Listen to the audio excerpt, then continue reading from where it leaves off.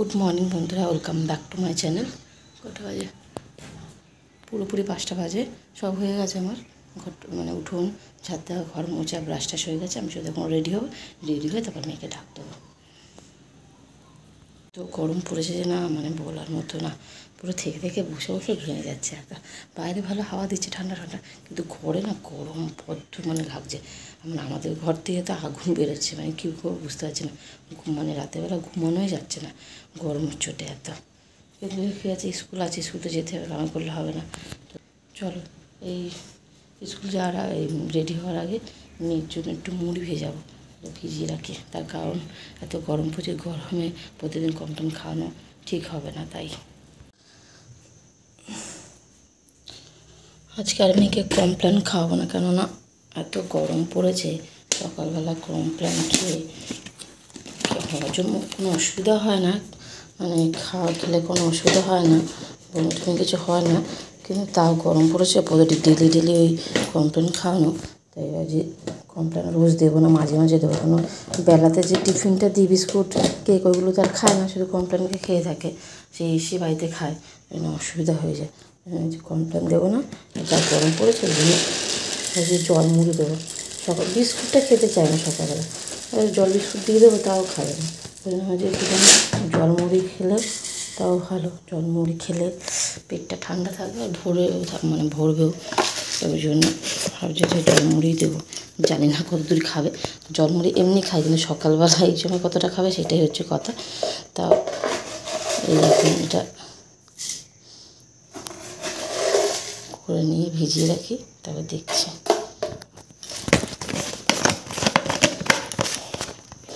যা গরম পড়েছে, খাওয়ালো মানে শরীর খারাপ, আর না খাওয়ালো আবার আর এই গরমে সত্যিই ভালো লাগে না খেতে। দেখা যাক কত দূর খায়। আর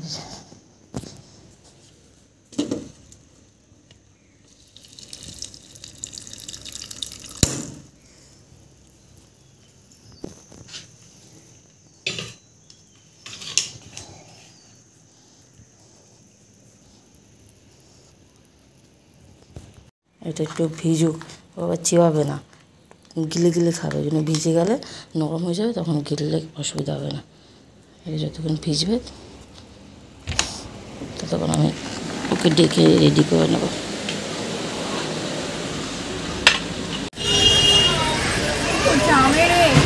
না না, আরে জামরুলের ওই ফুলগুলো পড়ছে, মাথায় ফুল বইছে। কে দেয়? হ্যাঁ, ফুল তো কেউ ছড়ায়নি। এই দেখ,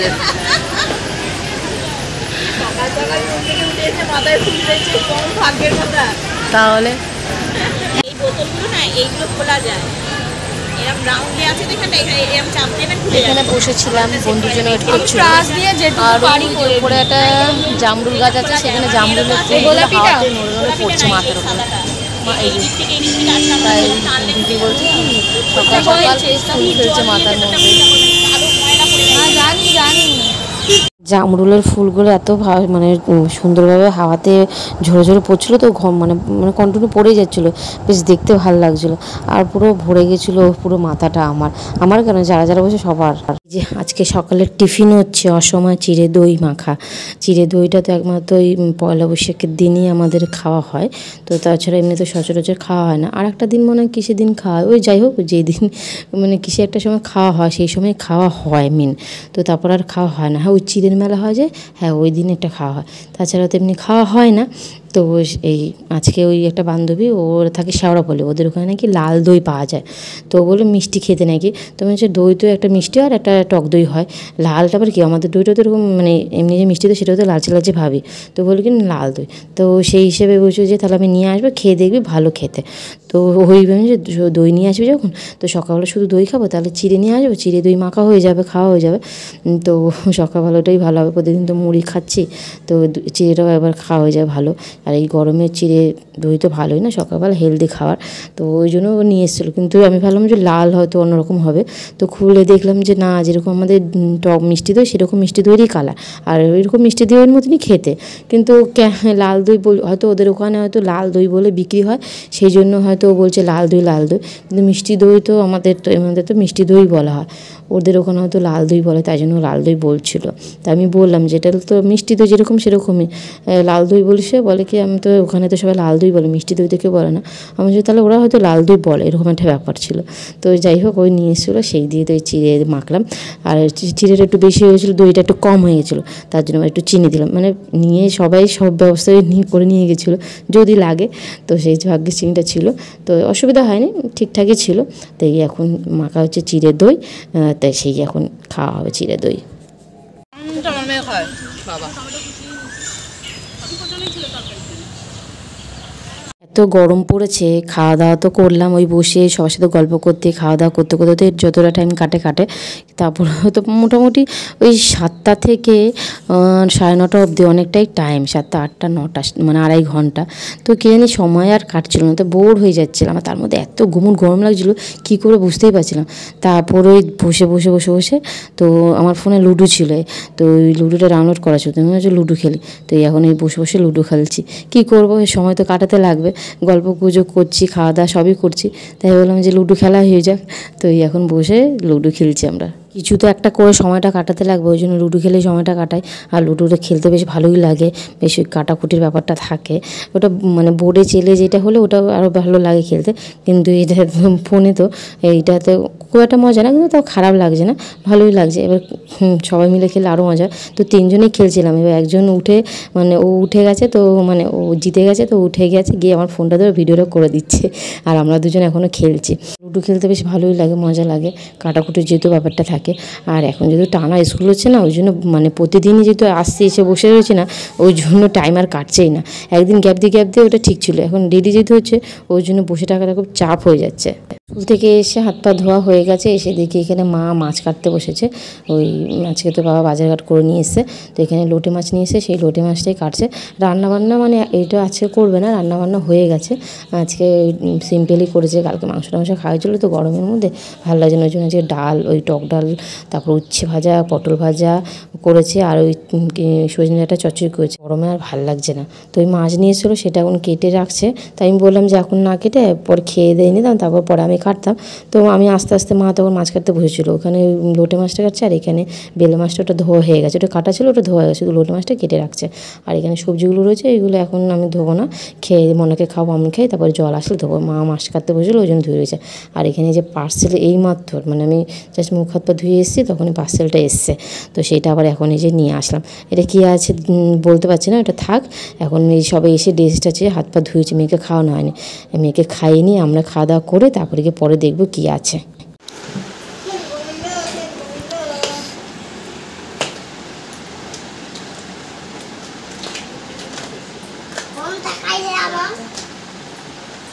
ডাক্তারবাবু তারপরে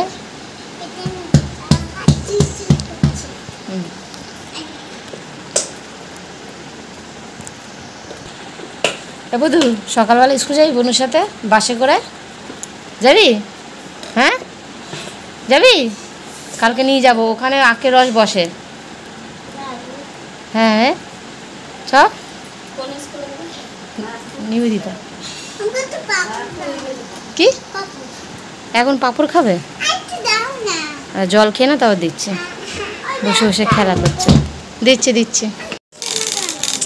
এইমাত্র আবার দুটো পার্সেল, ওই সকালে যেটা আছে সেটাও খোলা হয়নি, এটাও একবারে খুলবো, 2-3টে, তখন কাজ করছিলাম দেখে খোলা হয়নি, হচ্ছে পরে খুলবো। এখন আবার দুটো এলো, আমার হাত দিস না, একটু ইয়ে করে দিস, স্যানিটাইজার দিয়ে দিই, তারপর হাত দেন।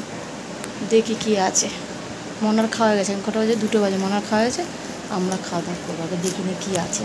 এই এই যে বলেছিলাম মেয়ের প্যান্ট দুটো চেঞ্জ করতে আসবো, তো সোদপুরে চলে এসেছি আমি আর বর্দি। তো এই প্যান্টগুলো চেঞ্জ করতে এসেছি, তো আর এক সাইজ বড় নিতে হবে, তো নেওয়া হয়ে গেছে। ওই চেঞ্জ করার জন্য আবার 10 টাকা এক্সট্রা দিতে হলো, কিছু করার নেই যেহেতু সাইজ বড় তার জন্য। সে ঠিক আছে, কিন্তু সাইজটা পেয়েছি এটাই ঠিক আছে, নাহলে আবার অন্য কিছু দেখতে হতো। তাই হোক, নেওয়া হয়ে গেছে। এখন দেখি ওইদিকে কিছু নেওয়ার আছে নাকি, টুকিটাকি নেওয়ার আছে। একটু নাইটি কিনবো, তারপরে বর্দি শোনার জন্য গেঞ্জি কিনবে, তো ওইসবই দেখবো। দেখি তো ওই বলতে বলতে শ্রীনিকেতনে তো এমনি এখন অফার চলছে সেলের জন্য, তো শ্রীনিকেতনে গেছিলাম যে দেখি কি ওখানে কীরকম কী আছে।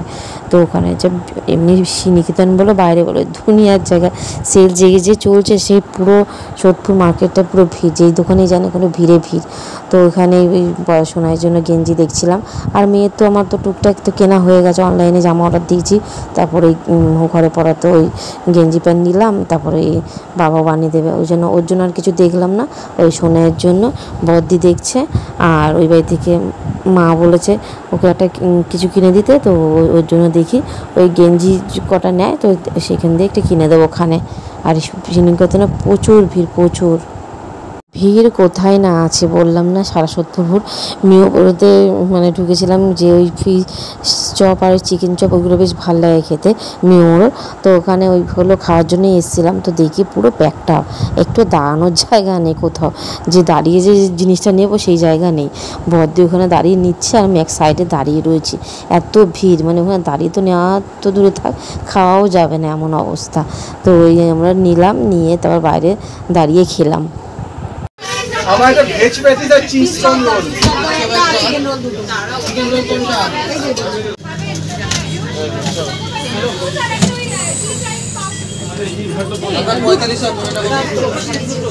আগে পেমেন্ট করো, দুটো chicken sandwich.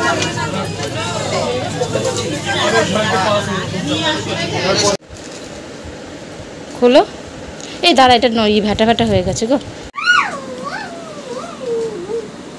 Burger, mini burger, এটা খাও। এটা হচ্ছে হ্যালাপিনো। ডান হাতে না,